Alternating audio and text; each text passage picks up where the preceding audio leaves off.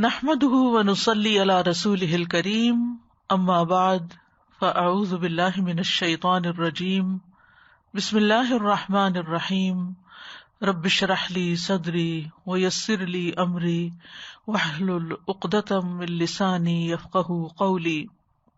قرآن مجید میں اللہ سبحانہ وتعالی فرماتے ہیں بسم اللہ الرحمن الرحیم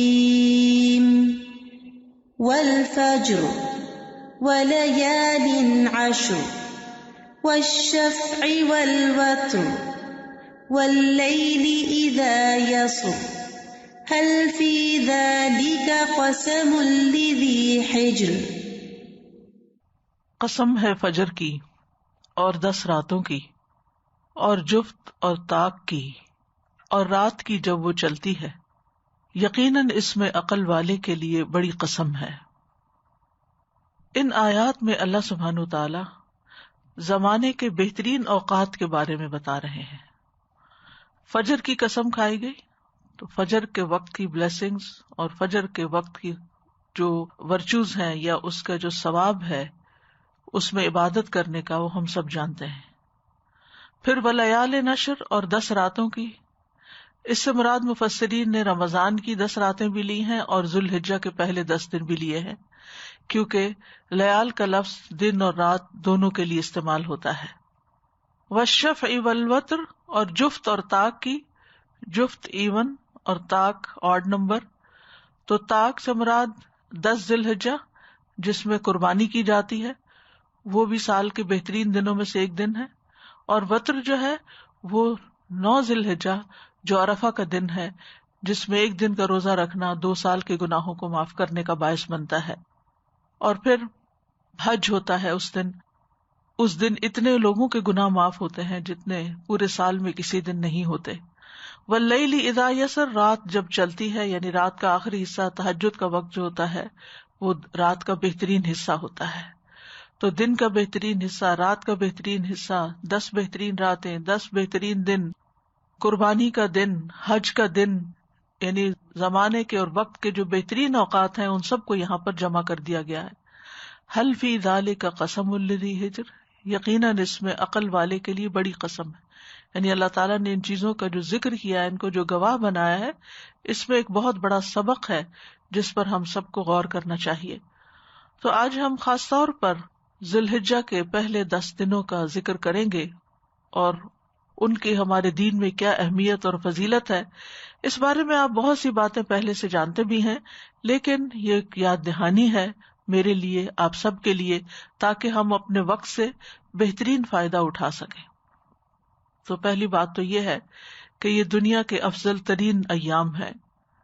اللہ سبحانہ وتعالیٰ نے اپنی مخلوقات کے درمیان فرق رکھا ہے، بعض کو بعض پر درجات میں بلندی عطا کی ہے، بعض دنوں اور مہینوں کو دوسرے دنوں اور مہینوں پر فضیلت دی ہے، اور ذوالحجہ کے پہلے 10 دنوں کو دنیا کے تمام دنوں میں بہترین دن قرار دیا گیا ہے، اور ان 10 دنوں میں قربانی کے دن کو سب سے افضل بنایا گیا ہے۔ اسی طرح ہفتے کے دنوں میں سے جمعے کا دن جو ہے وہ سب سے افضل ترین دن ہے، یعنی بہترین دن جس پر سورج طلوع ہوتا ہے وہ جمعے کا دن ہے۔ اور پھر راتوں میں سے رمضان کی راتیں جو آخری راتیں ہیں، اور ان میں سب سے افضل پھر لیلۃ القدر ہے، یعنی افضل میں سے بھی افضل کا ذکر کیا گیا ہے۔ ان خاص مواقع کا ذکر کیوں کیا گیا اور ان کی خاص اہمیت کیوں ہے؟ یہ دراصل ہمارے لیے اللہ کی رحمت پانے کا ایک عظیم موقع ہے، تاکہ ہم جب روزمرہ کی زندگی کے دنوں میں ایک روٹین کی عبادت میں آ جاتے ہیں تو پھر خاص دن آ جاتا ہے تو ہم شعوری طور پر پھر بہترین طریقے سے محنت کرتے ہیں۔ تو یہ اللہ سبحانہ تعالیٰ کا بندے پر ایک عطیہ ہے، ایک انعام ہے، ایک خوبصورت تحفہ ہے کہ جسے ہمیں قبول کرنا چاہیے تاکہ ہمارے درجات بلند ہوں، ہماری کمی کوتاہی پوری ہو جائے، اور جن چیزوں سے ہم محروم ہیں ان کو پورا کر لیں، اور ان دنوں میں خوب محنت کریں اور اللہ سبحانہ تعالیٰ کی رحمتوں کو تلاش کریں۔ رمضان گزرا، ہم نے محنت کی، لیکن ہم میں سے کوئی یہ نہیں کہہ سکتا کہ ہم نے اس کا حق ادا کر دیا۔ پھر اسی طرح شوال کے روزے مارے بندے جس طرح بھی رکھے لیکن ہم نے حق ادا نہیں کیا. پھر ذوالقعدہ کا مہینہ جو ہے یہ حج کی تیاریوں اور حرام مہینوں میں سے ایک مہینہ ہے، لیکن اس میں بھی ہم نے کیا خاص عبادت کی یا اس کی حرمتوں کا کیا لحاظ رکھا. تو پھر اللہ سبحانہ وتعالیٰ ایک اور موقع ہمیں دے رہے ہیں، یعنی ذوالحجہ کے یہ پہلے 10 دنوں کا، کہ اس میں ہم پھر اللہ تعالیٰ کی طرف متوجہ ہوں. یہ دن دنیا کے دنوں میں سب سے بہترین دن ہے، اور مطلقاً ایبسولوٹلی حدیث میں آتا ہے، سنن الترمذی کی روایت ہے، عن ابن عباس رضی اللہ عنہما قال قال رسول اللہ صلی اللہ علیہ وسلم ما من ایام العمل الصالح فیہن احب الی اللہ من هذه الایام العشر فقالوا یا رسول اللہ ولا الجہاد فی سبیل اللہ فقال رسول اللہ صلی اللہ علیہ وسلم ولا الجہاد فی سبیل اللہ الا رجل خرج بنفسه وماله فلم يرجع من ذلك بشيء. ابن عباس رضی اللہ عنہما کہتے ہیں کہ رسول اللہ صلی اللہ علیہ وسلم نے فرمایا، ذوالحجہ کے 10 دنوں کے مقابلے میں دوسرے کوئی دن ایسے نہیں جن میں نیک عمل اللہ کو ان دنوں سے زیادہ محبوب ہو. لوگوں نے عرض کیا، اللہ کے رسول، اللہ کی راہ میں جہاد کرنا بھی نہیں؟ تو رسول اللہ صلی اللہ علیہ وسلم نے فرمایا، اللہ کی راہ میں جہاد کرنا بھی نہیں، سوائے اس مجاہد کے جو اپنی جان اور مال دونوں اللہ کے راستے میں لے کے نکلے پھر کسی چیز کے ساتھ واپس نہ آئے.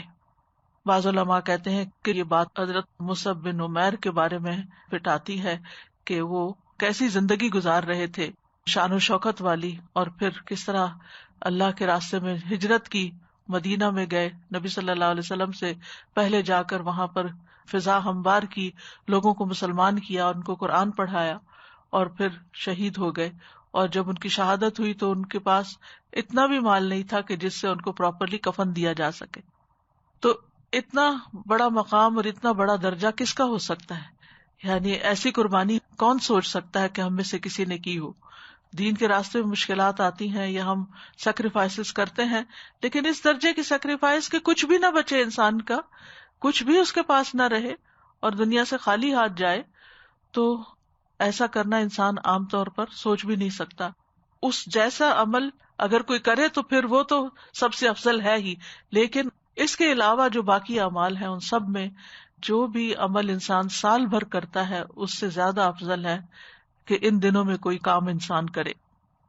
مسند احمد کی روایت میں آتا ہے، ان النبی صلی اللہ علیہ وسلم انہ قال ما عمل افضل منہ فی هذه الایام یعنی الایام العشر. نبی صلی اللہ علیہ وسلم نے فرمایا، ان دنوں یعنی عشرہ ذوالحجہ میں کیے گئے عمل سے افضل کوئی عمل نہیں ہے.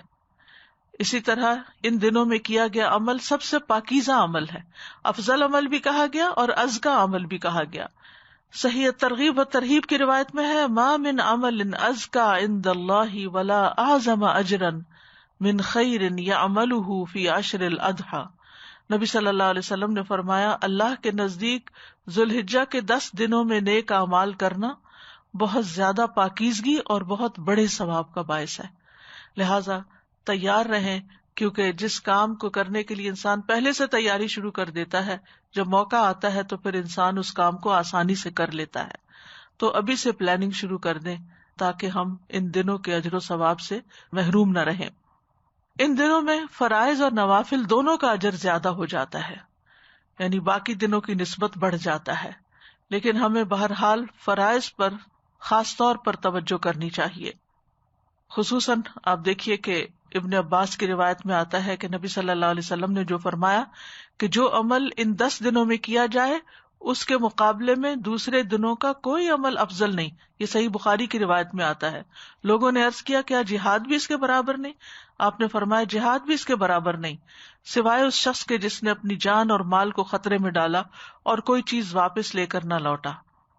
تو پھر ہمیں کوئی بھی کام ہو، فرض ہو یا نفل ہو، سبھی کی طرف توجہ دینی ہے، لیکن فرائض کی قیمت پر نہیں. بعض لوگ فرائض کو پھر چھوڑ کر صرف نفلی کاموں کے پیچھے لگ جاتے ہیں، تو وہ بھی درست نہیں. جب نوافل کا بھی ذکر کر دیا گیا تو اس کا مطلب یہ ہے کہ کوئی بھی کام جو ہم کریں گے، چاہے نماز ہے مثلاً، تو ان دنوں میں پڑھی جانے والی نماز کے فرض اور نفل جو ہیں وہ عام دنوں میں پڑھی جانے والی یعنی سال بھر میں پڑھی جانے والی نمازوں کے فرض اور نفل سے افضل ہوگی. اسی طرح روزہ ہے، قرآن کی قرات ہے، ذکر ہے، دعا ہے، اللہ کی بارگاہ میں عاجزی اور تضرع کرنا، والدین کے ساتھ احسان کرنا اگر زندہ ہے تب بھی، اور اگر فوت ہو چکے ہیں تو ان کی طرف سے صدقہ خیرات کرنا، صلہ رحمی کرنا، لوگوں کی ضروریات پوری کرنا، بیماروں کی تیمارداری کرنا، جنازوں میں شرکت کرنا، یہ مردوں کے لیے، پڑوسیوں کے ساتھ حسن سلوک کرنا، کھانا کھلانا، اور وہ سارے نیک اعمال جن کا فائدہ دوسروں کو پہنچتا ہے. یعنی کسی بھی طرح ہم کسی دوسرے کو جو فائدہ پہنچاتے ہیں وہ سب اس میں شامل ہو جاتا ہے. پھر اسی طرح یہ ہے کہ ہم سب جانتے ہیں کہ رمضان جو ہے وہ سال کے سارے مہینوں میں سے افضل مہینہ ہے، لیکن جب رمضان اور عشرہ ذی الحجہ کا موازنہ کیا جاتا ہے تو رمضان کی راتیں افضل ہیں اور ذی الحجہ کے دن رمضان کے دنوں سے بھی افضل ہیں.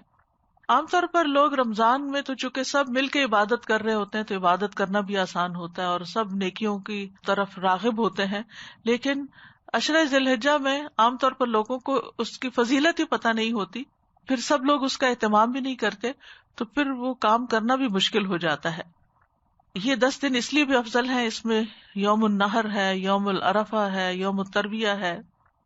پھر اس لحاظ سے بھی افضل ہے کہ اس میں عظیم عبادات اکٹھی ہو جاتی ہیں. رمضان میں تو ہم جیسے روزہ رکھتے ہیں یا نماز پڑھتے ہیں یا صدقہ خیرات کرتے ہیں، قرآن کی تلاوت کرتے ہیں، لیکن عشرہ ذی الحجہ کی فضیلت یہ ہے کہ اس میں نماز، روزہ اور صدقہ خیرات کے علاوہ حج اور قربانی بھی شامل ہو جاتی ہے. یعنی حج ہم رمضان میں نہیں کر سکتے، تو ان دنوں میں ہم روزہ بھی رکھ سکتے ہیں، حج بھی کر سکتے ہیں، زکوٰۃ بھی ادا کر سکتے ہیں جن کی ڈیو ہوتی ہے، اور نمازیں وغیرہ. تو یہ ساری عبادات ان 10 دنوں میں اکٹھی کی جا سکتی ہیں جو عظیم عبادات ہیں. پھر یہ ہے کہ اللہ سبحانہ وتعالیٰ نے ان دنوں کی قسم کھائی ہے، اس وجہ سے بھی یہ دن جو ہے وہ افضل ہیں. والفجر ولیال عشر. پھر اسی طرح قرآن مجید میں ایام معلومات کا ذکر آیا ہے، اور علماء کہتے ہیں کہ اس سے مراد بھی یہی دن ہے. یعنی ان 10 دنوں کی فضیلت یہ ہے کہ اس میں انسان اللہ تعالیٰ کے دیے ہوئے جانوروں پر اللہ کا ذکر کر کے قربانی کرتا ہے.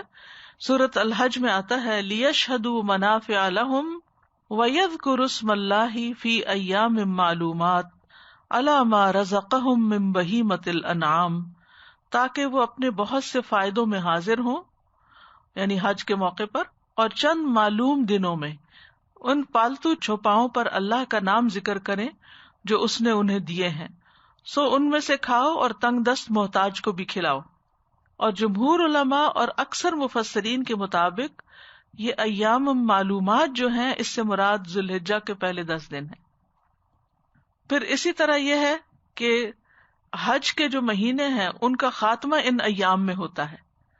حج کے مہینے الحج اشہر معلومات، تو اس میں شوال، ذی قعدہ اور ذی الحجہ آتا ہے. تو ذی الحجہ کے یہ 10 دن اس میں شامل ہیں. ایام معلومات، اشہر معلومات، افضل دن، یہ ساری خوبیاں جو ہیں انہی دنوں کے ساتھ ہیں. اور یہ قول اکثر صحابہ کا ہے، جیسے حضرت عمر، حضرت علی ابن مسعود، ابن عباس، حضرت عبداللہ بن زبیر اور دیگر صحابہ کرام جو ہیں، اور اکثر تابعین بھی یہی کہتے ہیں کہ حج کے چند مہینے جو معلوم ہیں وہ شوال، ذی القعدہ اور ذی الحجہ کے پہلے 10 دن ہیں. پھر یہ ہے کہ ان دنوں میں ایک عظیم دن آتا ہے جس کو یوم عرفہ کہا جاتا ہے، اور یہ دن دین کی تکمیل کا دن بھی ہے. یعنی ان 10 دنوں کی فضیلت میں سے ایک فضیلت یہ بھی ہے کہ اس میں یوم عرفہ ہے، اور یہ وہ دن ہے جس دن اللہ نے اپنے دین کو مکمل کر دیا تھا اور مسلمانوں پر اپنی نعمت تمام کر دی تھی. جیسا کہ اللہ سبحانہ تعالیٰ کا ارشاد ہے الیوم اکملت لکم دینکم واتممت علیکم نعمتی ورضیت لکم الاسلام دینا. آج میں نے تمہارے لیے تمہارا دین کامل کر دیا اور تم پر اپنی نعمت پوری کر دی، اور تمہارے لیے اسلام کو دین کی حیثیت سے پسند کر لیا. اور یہ کتنی بڑی خوشخبری ہے امت مسلمہ کے لیے کہ اللہ سبحانہ تعالیٰ نے اپنا دین ہم پر مکمل کیا اور کمپلیٹ دین ہمیں دیا اور ہم پر اپنی نعمت تمام کر دی. اس کو اللہ تعالیٰ سب سے بڑی نعمت قرار دیتے ہوئے ہم پر مکمل کرنے کا ذکر کر رہے ہیں یہاں پر. پھر اسی طرح اس عشرے کی فضیلت یہ بھی ہے کہ اس میں یوم النحر کا دن ہے جو حج اکبر کا دن ہے. اللہ تعالیٰ کے نزدیک یہ بھی ایک عظیم دن ہے. حدیث میں آتا ہے، عبداللہ بن قرۃ کہتے ہیں کہ نبی صلی اللہ علیہ وسلم نے فرمایا، اللہ تبارک و تعالیٰ کے نزدیک سب سے عظیم دن یوم النحر ہے، پھر یوم القر ہے. اور یوم القر کہتے ہیں قربانی سے اگلے دن کو، اور اس دن اس کو قر اس لیے کہتے ہیں کہ اس دن لوگ منا کی وادی میں قرار پکڑتے ہیں، وہاں قیام کرتے ہیں.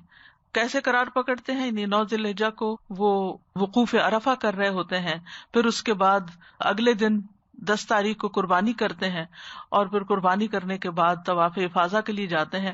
تو یہ بڑے بڑے کام کر کے پھر قرار پکڑتے ہیں، یعنی آرام کرتے ہیں قربانی کے اگلے دن، یعنی 10 تاریخ کے بعد. پھر اسی طرح یہ ہے کہ عام لوگوں کے لیے بھی یہ دن بڑے افضل ہیں، لیکن حج کرنے والوں کے لیے مزید افضل دن ہے یہ. یعنی جو لوگ بیت اللہ شریف جاتے ہیں، وہاں جا کر طواف کرتے ہیں، نمازیں پڑھتے ہیں، ایک نماز کا جو اجر ہے وہ 1,00,000 نمازوں کے برابر ہے. اور ہم 1,00,000 نمازیں کتنے دن میں پڑھ سکتے ہیں؟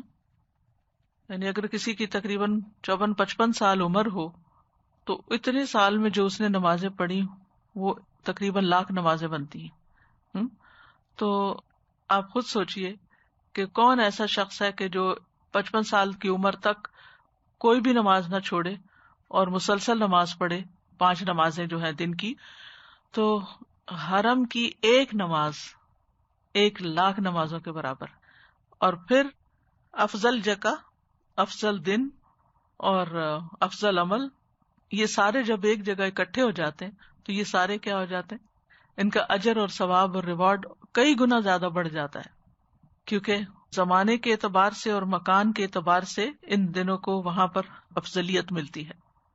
پھر اسی طرح یہ ہے کہ ان دنوں میں انتھک محنت کی جاتی ہے، یہ انتھک محنت والے ایام ہیں. سلف صالحین جو تھے ان دنوں نیکی کے کاموں میں خوب محنت کرتے تھے.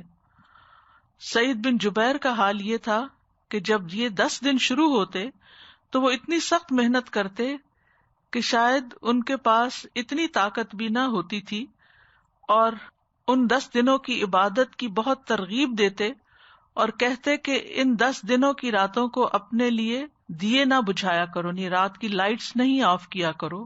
یعنی اتنی محنت کرتے کہ ان کے اندر اتنی طاقت بھی نہیں ہوتی تھی، لیکن پھر بھی وہ ایکسٹرا ایفرٹ کرتے تھے. یعنی ایک ہوتا ہے نا کہ ہم اتنی عبادت کر لیں جتنی ہم میں ہمت ہے، اور ایک یہ ہے کہ ہمت سے بڑھ کے محنت کرنا. ابو عثمان نہدی کہتے ہیں کہ صحابہ کرام اور سلف صالحین 3 قسم کے دنوں کی تعظیم کرتے تھے، یعنی ان کو بہت امپورٹنس دیتے تھے. نمبر 1 رمضان کے آخری 10 دن، نمبر 2 ذوالحجہ کے پہلے 10 دن، اور نمبر 3 محرم کے پہلے 10 دن. یعنی یہ 10 دن عشرے جو ہیں ان میں وہ اللہ سبحانہ تعالیٰ کی طرف زیادہ راغب ہوتے تھے.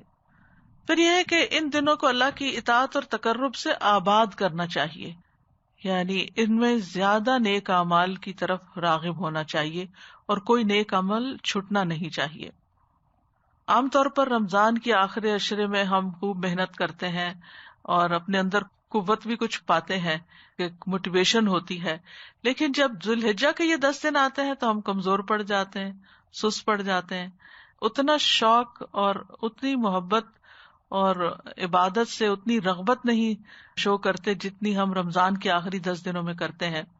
حالانکہ یہ 10 دن رمضان کے دنوں سے زیادہ افضل ہیں، اور ان میں کیے جانے والے اعمال اللہ کو زیادہ محبوب ہیں اور اللہ کے ہاں زیادہ افضل ہیں. تو اس لیے ہمیں ان دنوں کی خاص پلاننگ کرنی چاہیے، اور ان دنوں میں ہم کون سے ایسے نیکی کے کام کریں گے جو عام دنوں میں ہم نہیں کرتے. یعنی سال کے باقی دن اور ان دنوں میں فرق ہونا چاہیے.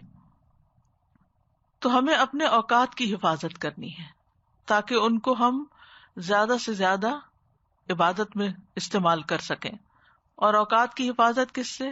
نیند سے، لہو و لغو چیزوں میں اپنا وقت ضائع کرنے سے، ادھر ادھر کی باتوں سے، سوشل میڈیا پہ بیٹھے رہنے سے، ادھر ادھر کی ویڈیو کلپس دیکھنے میں، ٹی وی کے آگے بیٹھنے میں اپنا وقت ضائع نہیں کریں. اسی طرح لوگوں سے میل ملاقات میں، کہیں جا رہے ہیں کہیں آ رہے ہیں، ان چیزوں میں بھی وقت ضائع نہیں کریں، بلکہ ان اوقات کو بھی اپنی عبادت میں اور ذکر میں اور اچھے کاموں میں استعمال کریں. اگر ضرورتاً کسی کے پاس جانا بھی پڑے تو وہاں پر بھی بیٹھ کر ان کو بھی ساتھ شامل کر لیں اور عبادت کا کوئی کام کریں, چاہے ذکر ہو, چاہے قرآن کی تلاوت ہو. بچوں کو بھی اکٹھا کر لیں, ان سے بھی ذکر کروائیں, ان سے تسبیحات پڑھوائیں, ان سے قرآن کی تلاوت کروائیں, تاکہ انہیں معلوم ہو کہ یہ عبادت کے دن ہے. ان 10 دنوں کا سب سے افضل عمل جو ہے وہ حج ہے. اس سال اللہ ہی کے اذن سے چند افراد ہی حج کریں گے. سعودی عرب سے باہر والوں کو تو جانے کی اجازت نہیں ہے. اندر ہی کے افراد خوش قسمت ہیں کہ جو حج کر پائیں گے. پہلے کی نسبت کم ہوں گے, لیکن جو بھی حج کر پائے اس کو یہ یاد رکھنا چاہیے کہ یہ افضل ترین عمل ہے.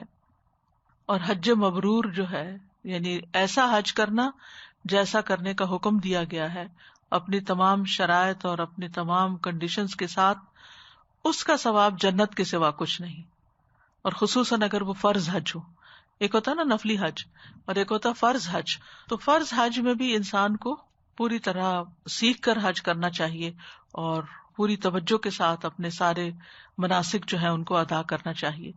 ابو ہریرہ کہتے ہیں کہ رسول اللہ صلی اللہ علیہ وسلم نے فرمایا, ایک عمرہ دوسرے عمرے تک ان گناہوں کا کفارہ ہے جو ان کے درمیان کیے گئے ہوں, اور حج مبرور کی جزا تو جنت ہے.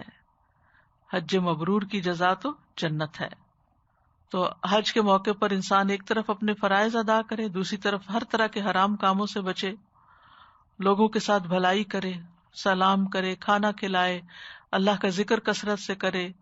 بہترین حج وہ ہوتا ہے جس میں عج اور ثج ہو, یعنی تلبیہ کو بلند آواز سے پڑھا جائے اور جانور کو ہانک کر لے جایا جائے, یعنی قربانی کی جائے. ان دنوں میں کثرت سے اللہ کا ذکر کرنا چاہیے, کھڑے بیٹھے لیٹے, سواری پر, چلتے ہوئے, کام کاج کرتے ہوئے, تمام حالات میں. اور ان میں بھی خاص طور پر کثرت سے تحلیل, تکبیر اور تحمید. ابن عمر کہتے ہیں نبی صلی اللہ علیہ وسلم نے فرمایا, کوئی دن اللہ کے ہاں ان 10 دنوں سے زیادہ عظمت والا نہیں, اور نہ ہی کسی دن کا عمل اللہ کو ان 10 دنوں کے عمل سے زیادہ محبوب ہے.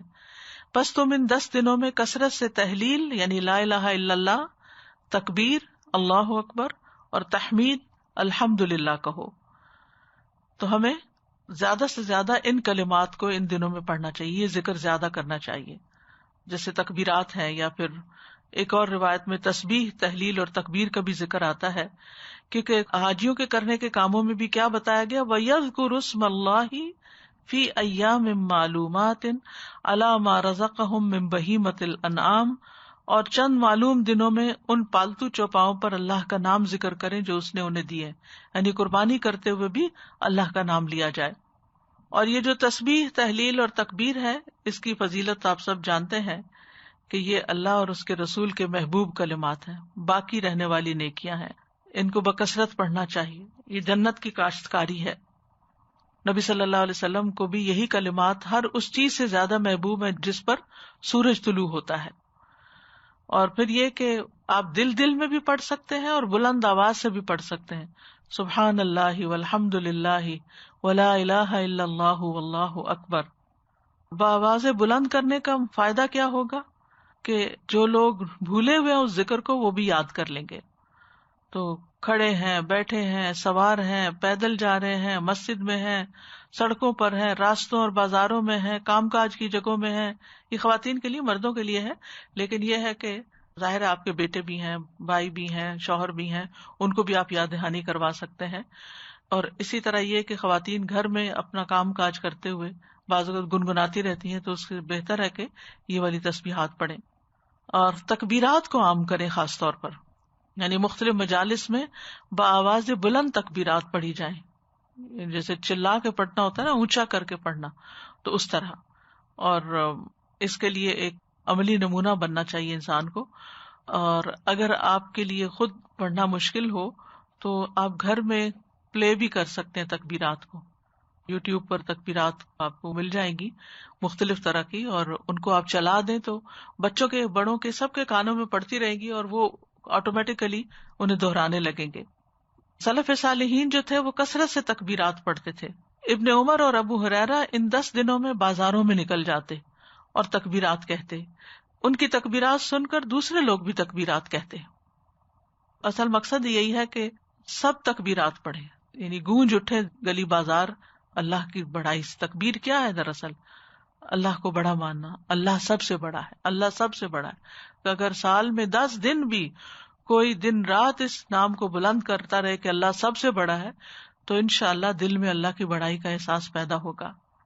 میمون بن مہران ایک تابعی ہیں، وہ کہتے ہیں میں نے لوگوں کو پایا ہے وہ ان 10 دنوں میں تکبیرات کہتے ہیں، یہاں تک کہ لوگ اتنے زیادہ جمع ہوتے ہیں کہ میں انہیں سمندر کی موجوں کے ساتھ تشبیہ دیتا ہوں.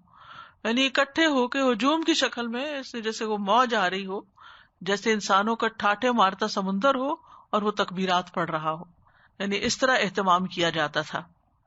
پھر تکبیرات پڑھتے ہوئے اللہ کی مدد ذہن میں رکھنی چاہیے. تکبیر جو ہے وہ دشمن کے مقابلے میں فتح کا ذریعہ بھی ہے اور اس سے بشارت بھی ملتی ہے. اللہ اکبر کہنے سے خیبر فتح ہوا اور دیگر فتوحات ہوئی اور اللہ کے دشمنوں کو شکست ہوئی.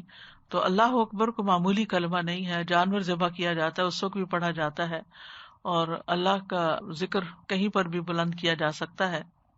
اور تکبیرات کی 2 اقسام ہے، ایک ہے مطلق تکبیر اور دوسری ہے مقید تکبیر. ٹھیک ہے. مطلق تکبیر جو ہے یہ ذوالحجہ کے تمام 10 دنوں میں ہوگی اور ایام تشریق کے آخری دن کے ختم ہونے کے ساتھ ختم ہو جائے گی. اور یہ تکبیرات تمام اوقات، تمام حالات، تمام جگہوں میں ہوں گی، اور ہر اس جگہ میں یہ تکبیریں کہی جائیں گی جہاں اللہ تعالیٰ کا ذکر کرنا جائز ہے. یعنی واش روم وغیرہ میں نہیں کیا جائیں گی لیکن باہر. اور ان کو علل اعلان البلند آواز میں کہنا ہوگا، یعنی اللہ اکبر لا الہ الا اللہ واللہ اکبر وللہ الحمد، اور کسی بھی وقت کسی بھی جگہ سوائے ممنوع جگہوں کے. ٹھیک ہے. اور کب تک؟ پہلی ذی الحجہ سے لے کر ایام تشریق کے آخری دن تک، 13 ذی الحجہ تک. دوسری ہے مقید تکبیرات. یہ فرض نمازوں کے بعد تکبیرات پڑھنا ہے، یعنی 5 فرض نمازوں کے بعد کہی جانے والی تکبیرات. جو لوگ حج کرنے نہیں گئے وہ ان تکبیرات کو 9 ذی الحجہ کی فجر سے شروع کریں گے. ٹھیک ہے، یاد رکھیے گا 9 ذی الحجہ کی فجر سے شروع ہوں گی، اور حاجیوں کے لیے 10ویں ذی الحجہ کی ظہر کے وقت شروع ہوں گی. اور یہ ایام تشریق کے تیسرے دن کی عصر کے بعد ختم کر دی جائیں گی. ایام تشریق جو ہیں یعنی 13 ذی الحجہ کو آخری ایام تشریق ہوتا ہے، اس کی عصر کے ساتھ ختم کر دی جائیں گی. تو یہ کب پڑھنی ہے؟ فرض نمازوں کے بعد. اور کون کون سی فرض نمازیں؟ 5 فرض نمازیں. ہو سکتا ہے یہ عمل آپ نے پہلے کبھی نہ کیا ہو، تو اس لیے میں اس کو دوبارہ دہرا دیتی ہوں کہ مقید کا مطلب ہے کہ قید ہے، وہ بندھی ہوئی ہے کس کے ساتھ؟ فرض نمازوں کے ساتھ. اور یہ کن کے لیے ہے؟ حاجیوں کے لیے بھی ہے اور نہ حج کرنے والوں کے لیے بھی ہے.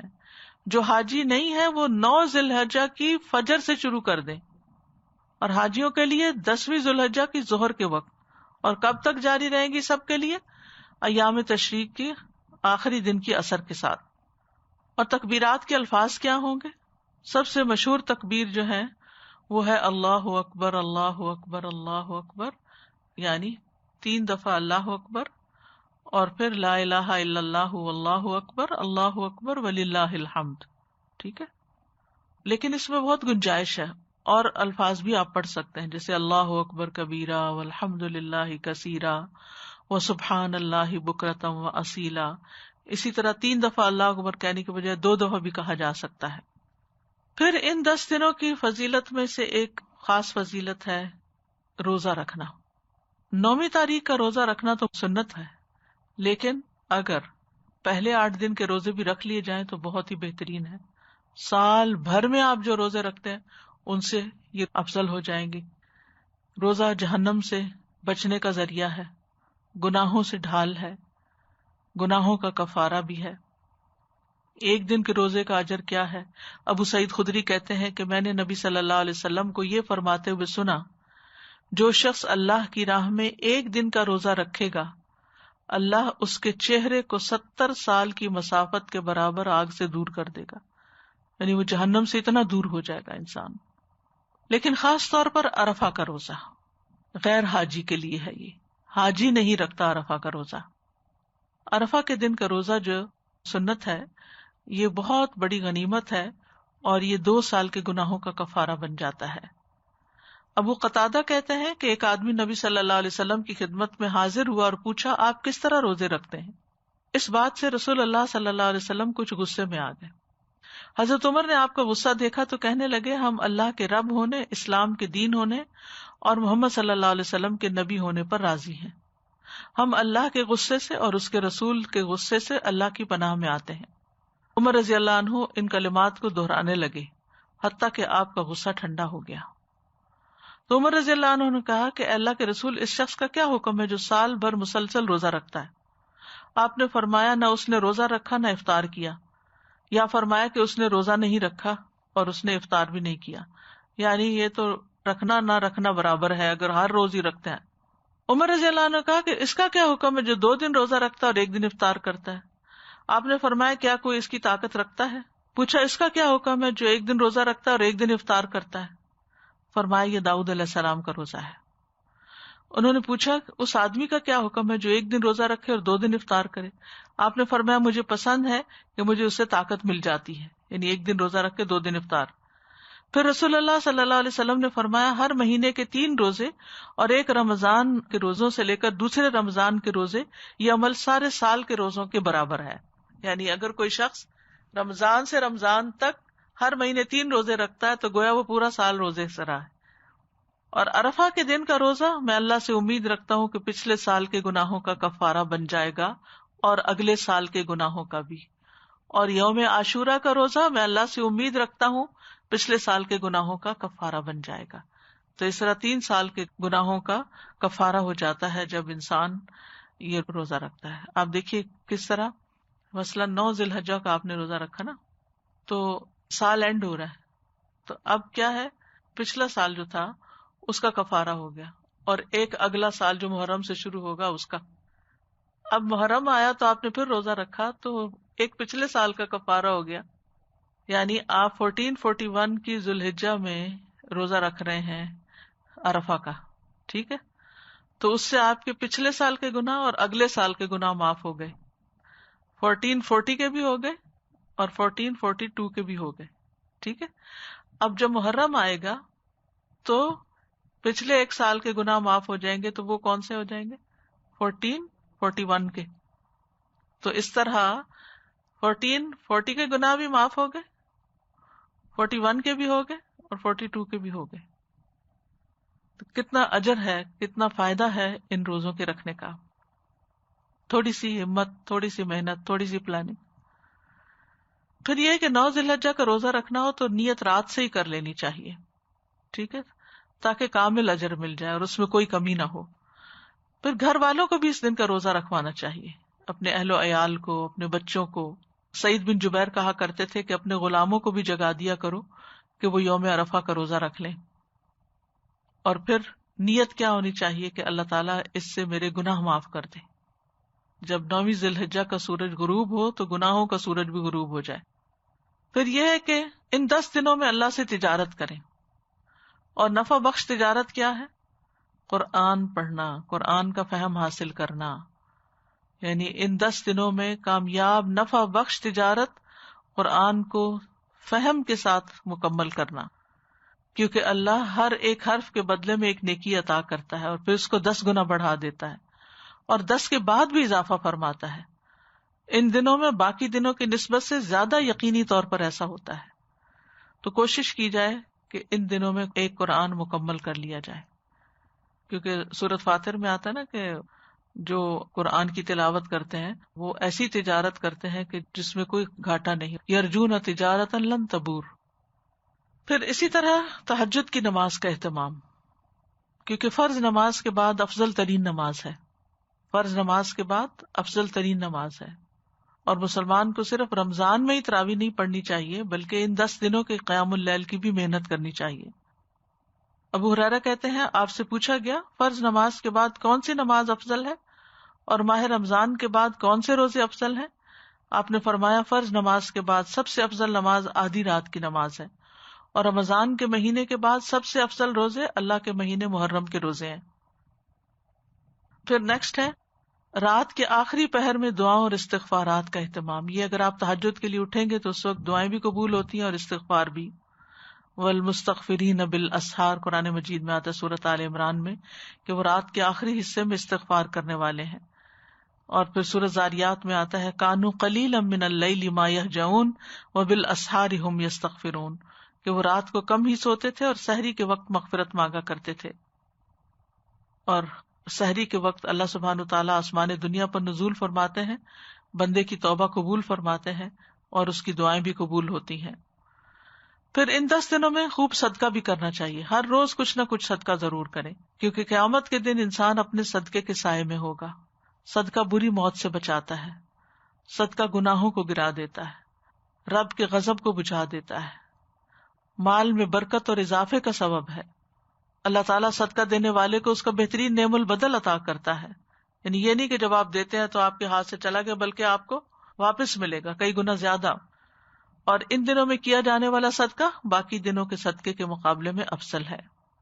پھر اس کے بعد ان دنوں میں اللہ تعالیٰ کے پسندیدہ کام کرنا، یعنی جن کاموں سے اللہ راضی ہوتا ہے، مثلاً کسی کو خوش کرنا، کسی کی ضرورت پوری کرنا، صلہ رحمی کرنا، کسی محتاج کے کام آنا.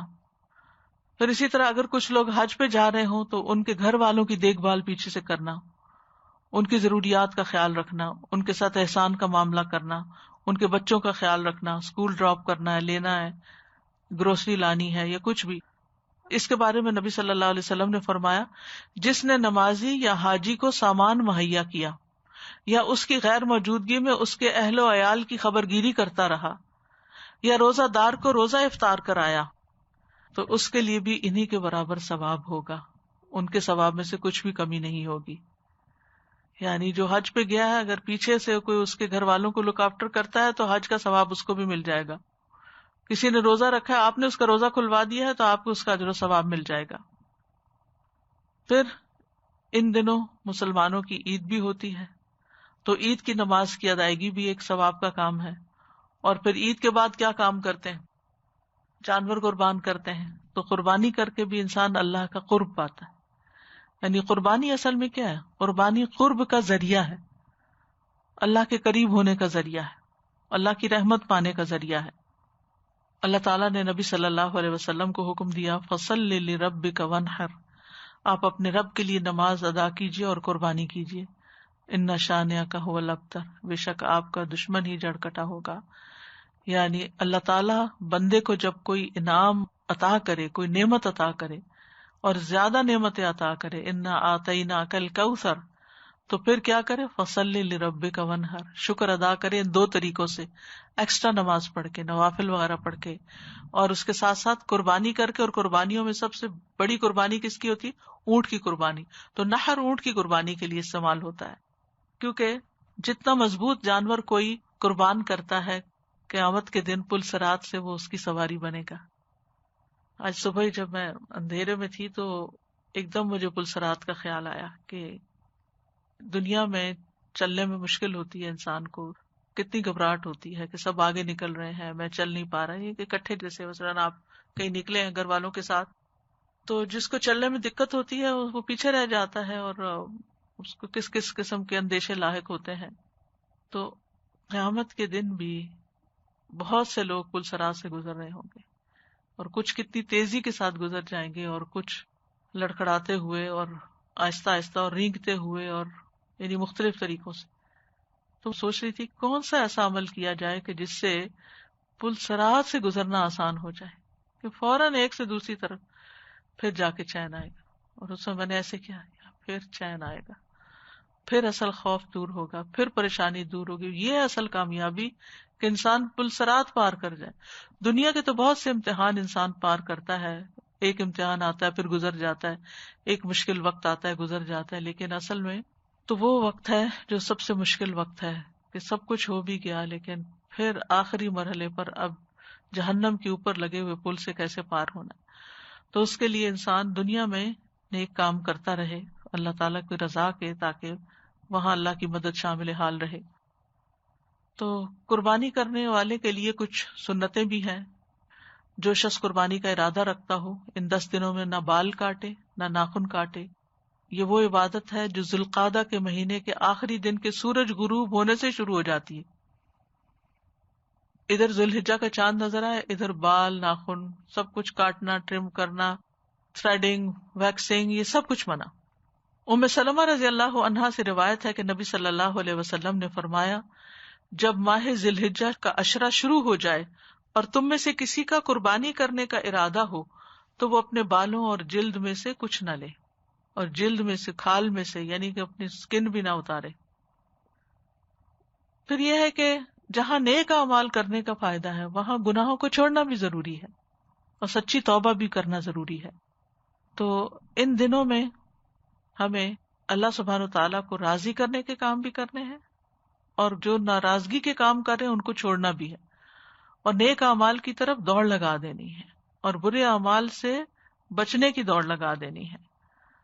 اگر گناہ اللہ تعالیٰ کے حق سے متعلق ہو، نماز روزے وغیرہ میں کمی کوتاہی ہے تو اس کی اصلاح کریں، اگر تاخیر سے آپ نماز پڑھتے ہیں یا بہت جلدی جلدی پڑھتے ہیں تو اس کی اصلاح کریں، اور اگر کسی انسان سے متعلق گناہ ہے تو ان کا بھی علاج کریں، مظلوم کو اس کا حق لوٹا دیں، اور اللہ سبحانہ تعالیٰ کے ساتھ تجدید عہد کریں۔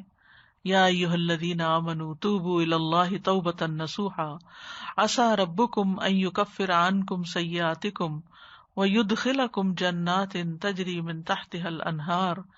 اے لوگو جو ایمان لائے ہو، اللہ کی طرف توبہ کرو، خالص توبہ۔ تمہارا رب قریب ہے کہ تم سے تمہاری برائیاں دور کر دے اور تمہیں ایسے باغوں میں داخل کرے جن کے نیچے نہریں بہتی ہیں۔ پھر یہ ہے کہ ان دنوں میں دوسروں کو فائدہ دینے والے بنے، یعنی اپنا ایک گول سیٹ کریں کہ میں نے دوسروں کو فائدہ دینا ہے۔ ذاتی عبادات کے ساتھ ساتھ دوسروں کے کام بھی آنا ہے۔ ذاتی عبادات میں جیسے ذکر ہے، نماز ہے، روزہ وغیرہ، یہ تو سب اچھی باتیں ہیں، لیکن یہ کہ دوسروں کو نفع پہنچائیں، کسی کو کوئی بات سکھائیں، یعنی دوسروں کو تعلیم دینا، دوسروں کو فائدہ پہنچانا ہے۔ اور اسی طرح کھانا کھلانا، دوسروں کی مدد کرنا، کسی کی تیمارداری کرنا، یعنی انسانی حقوق میں سے جتنی بھی چیزیں ہیں ان کو کرنے کا بھی بہت بڑا ریوارڈ ہے۔ اور پھر یہ ہے کہ حرمتوں کی تعظیم کرنی چاہیے۔ حرمتوں کی تعظیم کیا ہے؟ قرآن مجید میں آتا ہے حرمت والے مہینوں کے بارے میں کہ فلا تظلموا فیہن انفسکم، اپنے نفسوں پر، اپنی جانوں پر ظلم نہ کرو، یعنی گناہ کر کے۔ پھر اسی طرح وَمَن يُعَظِّمْ شَعَائِرَ اللَّهِ فَإِنَّهَا مِن تَقْوَى الْقُلُوبِ، جو اللہ کے شاعر کی تعظیم کرتا ہے تو یہ دلوں کے تقوی میں سے ہے۔ اور اللہ کے شاعر میں سے قربانی کے جانور بھی ہیں، اور اسی طرح یہ دن بھی ہیں۔ سورۃ الحج میں پھر فرمایا ذَلِكَ وَمَن يُعَظِّمْ حُرُمَاتِ اللَّهِ فَهُوَ خَيْرٌ لَهُ عِندَ رَبِّهِ، جو کوئی اللہ کی حرمتوں کی تعظیم کرے تو وہ اس کے لیے اس کے رب کے ہاں بہتر ہے۔ یہ کیسے ممکن ہے؟ نیک عمل کر کے، نافرمانیوں سے بچ کے، انسان اپنی تربیت بھی کرے، اپنے اہل و عیال کی بھی کرے، اس طرح وہ اللہ کے شاعر کی تعظیم کرتا ہے اور اللہ کی حدود کی حفاظت کرتا ہے۔ پھر یہ کہ ان 10 دنوں کو غنیمت جانے، ان میں نیک عمل کر کے اطاعت اور بھلائیوں کا زیادہ راہ اختیار کیا جائے، اور یہ یاد رکھا جائے کہ یہ دن سال میں بار بار نہیں آتے، یہ موقع نکل گیا تو معلوم نہیں اگلے سال دنیا میں ہوں گے بھی یا نہیں۔ اور پھر یہ کہ اپنی اولاد میں بھی نیکی کا شوق پیدا کیا جائے، یعنی بچوں کی تربیت میں بھی خاص توجہ دی جائے، کیونکہ کلکم رائن و کلکم مسئول عن رعیتہ، تم میں سے ہر کوئی نگران ہے اور ہر ایک سے اس کی رعیت کے بارے میں پوچھا جائے گا۔ لہٰذا اس بارے میں بھی ضرور سوچیں کہ صرف خود ہی اپنی عبادت اور نیک کاموں میں نہ لگے رہیں بلکہ گھر والوں کا بھی لحاظ رکھیں، اور ان دنوں کے آنے سے پہلے ہی تیاری کر لیں۔ اور پھر یہ کہ بہت سی چیزیں جب ہم دوسروں کو بتاتے ہیں تو خود کر لیں تو بتانی بھی آسان ہوتی ہے، اور عمل کی زبان سے بھی تبلیغ ہو جاتی ہے۔ تو اللہ تعالیٰ سے دعا ہے کہ وہ ہمیں ان دنوں میں نیکی کے کاموں کو کرنے کی توفیق عطا فرمائے اور ان سے بھرپور فائدہ اٹھانے کی توفیق دے۔ صالح المنجد کی کتاب تھی 170 نیک اعمال عملی نکات، انہوں نے پیش کیے، تو میں آپ کے سامنے دہرا دیتی ہوں، اور یہ چیک لسٹ کی شکل میں ترجمہ کر کے، اصل کتاب عربی میں ہے تو ترجمہ کر کے الہدیٰ نے اس کو سوشل میڈیا پہ شیئر بھی کیا ہے، اگر آپ تک پہنچا تو آپ اس کو آگے بھی شیئر کریں۔ جو لوگ اس کا پرنٹ آؤٹ نکال سکتے ہیں نکال کے اپنے پاس چیک لسٹ ہے اس میں بنی ہوئی، اس کو چیک بھی کر سکتے ہیں اور دوسروں کو بھی یاد دہانی کرا سکتے ہیں۔ یہ صرف ریمائنڈر کے لیے ان چیزوں کا ذکر کیا جا رہا ہے تاکہ ہم نیک اعمال میں سے کوئی نیک عمل چھوڑے نہیں جس کا بھی ہمیں موقع ملے۔ تو اس میں فرض نماز ادا کرنا، نفل روزے یعنی عشرے میں ویسے بھی نفل روزے، خاص طور پر عرفہ کا روزہ، صدقہ کرنا، لا الہ الا اللہ پڑھنا، سبحان اللہ کہنا، الحمدللہ کہنا، اللہ اکبر کہنا، لا حول ولا قوت الا باللہ کا ورد کرنا، مؤذن کے ساتھ اذان کا جواب دینا، استغفار کرنا، دعا مانگنا، درود شریف پڑھنا، قرآن کی تلاوت کرنا، قرآن میں غور و فکر کرنا، قرآن کا کچھ حصہ حفظ کرنا، قرآن کا مطالعہ کرنا، قرآن کی تفسیر پڑھنا، قرآن کی تعلیم دینا، خاص طور پر چھوٹے بچوں کو کچھ سکھانا قرآن میں سے، توبہ کرنا، والدین کے ساتھ احسان کرنا، صلہ رحمی کرنا، رشتہ داروں کو بھی ضرور ان دنوں میں پوچھیں، ان کو بھی خیر فیض پہنچائیں، والدین کے ساتھ حسن سلوک میں سے والدین کے دوستوں کے ساتھ صلہ رحمی کرنا، مہمانوں کی مہمان نوازی کرنا، مہمان کو الوداع کہنے کے لیے جانا، پڑوسیوں سے اچھا سلوک کرنا، سلام کو عام کرنا، کھانا کھلانا، اچھی گفتگو کرنا، رات کا قیام کرنا، مؤکدہ سنتیں ادا کرنا. یعنی ہم صرف فرض پڑھ کے اٹھ جاتے ہیں، تو ان دنوں میں اپنی عادت ڈالیں. 10 دن اگر ہم انشاءاللہ سنت مؤکدہ بھی پڑھیں گے، جن کے پڑھنے کا فائدہ اتنا ہے کہ ایک دن میں انسان جب یہ ساری سنتیں 12 رکعتیں پڑھتا ہے تو جنت میں ایک محل اس کے لیے بنتا ہے.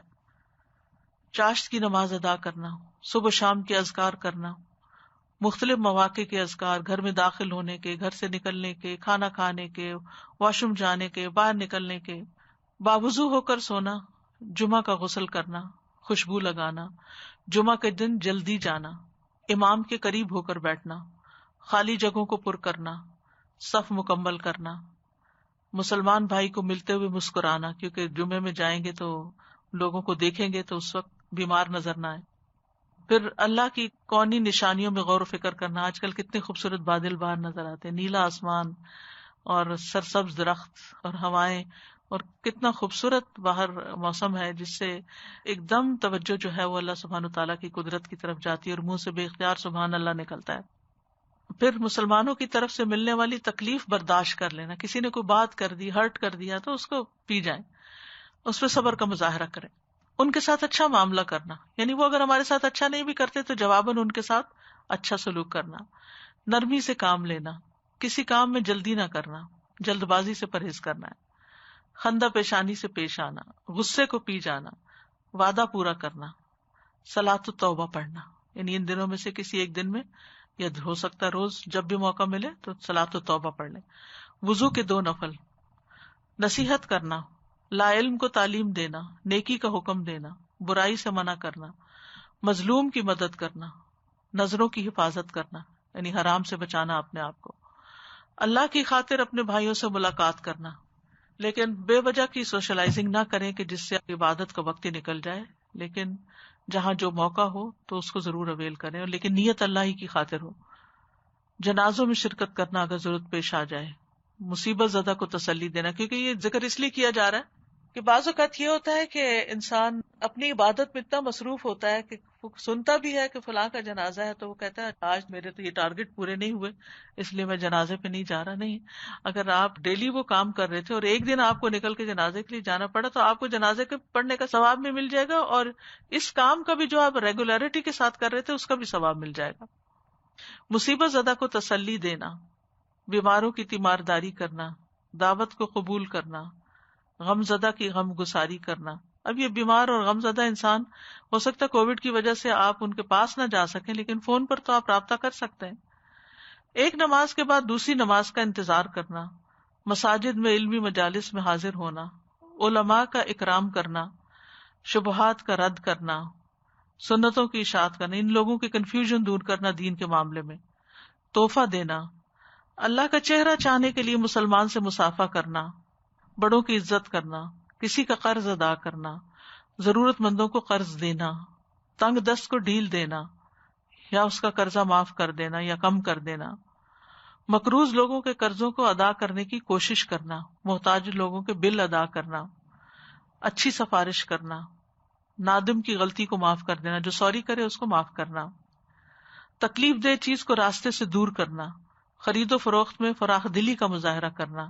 یعنی ہم بعض اوقات بہت بھاؤ تاؤ کرنے لگتے ہیں اور غریب آدمی سے کھینچنے کی کوشش کرتے ہیں تو اس کو ایکسٹرا دینے کی ضرورت ہے. مسلمانوں کے عیوب پر پردہ ڈالنا، یتیم کی کفالت کرنا، بیوہ عورت کے لیے دوڑ دھوپ کرنا، مساجد تعمیر کرنا، خیر کی طرف رہنمائی کرنا، کتابوں کی اشاعت کرنا، نیٹ پر علم کی نشر و اشاعت کرنا، سوشل میڈیا کے ذریعے، واز کرنا اور واز و نصیحت سننا، محتاجوں کو قربانی کا جانور دینا تاکہ وہ قربانی کر سکیں، لوگوں کو شادی کرنے میں مدد دینا، یعنی بعض اوقات جیسے غریب بچیاں ہوتی ہیں ان کی شادی نہیں ہو پاتی کہ ان کے پاس جہیز کے پیسے نہیں ہیں یا مہمانوں کو انٹرٹین کرنے کے، تو اس میں بھی مدد کرنا، دو جھگڑے ہوئوں کے درمیان صلح کروانا، نیک لوگوں کی صحبت اختیار کرنا، اپنے سرمائے کو وقف کرنا فی سبیل اللہ کہ وہ آپ کی زندگی میں بھی اس کی آمدنی جو ہے وہ اللہ کے کاموں میں استعمال ہو اور مرنے کے بعد بھی، حج مبرور ادا کرنا اگر اللہ بلائے، اللہ کے لیے محبت کرنا، درگزر کرنا، ہنر مند کی مدد کرنا یا بے ہنر کو کام کر کے دینا، یا لوگوں کی مفت تربیت کرنا یا کوئی ہنر سکھانا، لوگوں کے دلوں میں خوشی داخل کرنا، کھانا کھلانا، یتیم کے سر پہ شفقت کا ہاتھ پھیرنا، ہمیشہ باوضو رہنا، بیٹیوں اور بہنوں کی کفالت کرنا، بیوی بچوں پہ خرچ کرنا، عورت کا اپنے شوہر کے بلانے کو قبول کرنا اور اس کی اطاعت کرنا، گھر کے کام کاج کرنا، مساجد کی صفائی کرنا، پانی پلانا، کسی کے احسان کا شکر ادا کرنا، احسان کرنے والے کو اس کا بدلہ دینا اور اس کے حق میں دعا مانگنا، اللہ کے خوف سے رونا، اللہ سے شہادت کا سوال کرنا، مل کر کھانا کھانا، سفید رنگ کا لباس پہننا، یہ مردوں کے لیے خاص طور پر، سفید بالوں کو رنگنا، اچھی نیت سے پودا لگانا، مسلمانوں کی ضروریات پوری کرنا، مومن مردوں اور مومن عورتوں کے لیے استغفار کرنا، شوہر کو حکم ہے کہ اپنی بیوی کی عصمت و عزت کی حفاظت کرے، پھر دم کرنے میں اللہ سے اجر کی نیت کرنا، یعنی کوئی بیمار ہے دم کر رہے ہیں آپ، اللہ سے اجر حاصل کرنے کے لیے مردوں کی تجہیز و تکفین کرنا، یعنی کسی کو کفن دے دینا، روزہ جلدی افطار کرنا، سحری میں تاخیر کرنا، کسی مسلمان کو نعمت ملنے پر مبارکباد دینا، وصیت کو حق کے مطابق لکھنا، مسلمان کو لباس پہنانا، جوتا پہننے میں دائیں طرف سے ابتدا کرنا، اتارنے میں بائیں طرف سے ابتدا کرنا، بیٹھ کر پانی پینا، اگر کسی کی موت طاری ہو رہی ہے تو اس کو لا الہ الا اللہ کی تلقین کرنا، ہر کام بسم اللہ پڑھ کر شروع کرنا، مسواک کرنے کی شدید خواہش رکھنا، قرض احسن طریقے سے واپس لوٹانا، نماز استخارہ ادا کرنا، سجدہ شکر بجا لانا، اگر کوئی شرعی مصلحت ہو تو قسم توڑ کر کفارہ ادا کرنا، گھر کے کام کاج میں بیوی کی مدد کرنا، مساجد کی طرف پیدل جانا، سترے کے سامنے نماز ادا کرنا، خوش الحانی سے قرآن پڑھنا، گھر میں داخل ہونے سے پہلے اجازت مانگنا، جمائی آنے کی صورت میں منہ بند کر کے جمائی روکنے کی کوشش کرنا، قربانی کے جانوروں کو خوب پال کر موٹا کرنا، صبح کی نماز کے بعد سورج نکلنے تک نماز کی جگہ پر بیٹھنا، جو حج کرنے کے لیے نہ گیا ہو وہ بھی قربانی کا جانور خرید کر مکہ کی طرف بھیجے، یعنی یہ بھی ایک نیکی کا کام ہے اگر وہاں کوئی آپ کے بہا پہ قربانی کر سکتا ہے تو۔ بیوی بچوں کو نماز کا حکم دینا، گھر میں داخل ہونے کے وقت اور گھر سے باہر جاتے ہوئے 2 رکعت نماز ادا کرنا، تہجد کے لیے نیند سے بیدار ہو کر ہاتھوں کو چہرے پر ملنا اور سورۃ آل عمران کی آخری آیات کی تلاوت کرنا، اچھی طرح وضو کرنا، چھینک مارنے والے کو جواب دینا، اگر کسی کو کسی کام کے بارے میں رہنمائی کی ضرورت ہو تو اس کی رہنمائی کر دینا، وطر کے بعد 3 مرتبہ سبحان الملک القدوس کہنا، باوضو ہو کر سونا، خوف زدہ کو تسلی دینا، مسافر کو رات ٹھہرنے کے لیے مقام مہیا کرنا، مساجد کو بخور کرنا، خوشبو لگانا، حج کے لیے جانے والے کے گھر والوں کی اچھی دیکھ بھال کرنا، اسی طرح اگر کوئی جیل میں یا قیدی کسی مجبوری میں پھنسے ہو تو ان کے گھر والوں کی دیکھ بھال کرنا، مساجد اور دیگر مقامات میں قرآن کے مصحف تقسیم کرنا، علم کی مختلف طریقوں، ویب سائٹس، چینلز، ریڈیو کے ذریعے اشاعت کرنا، علمی لیکچرز اور دروس اور علمی دورے قائم کرنا، نماز عید ادا کرنا،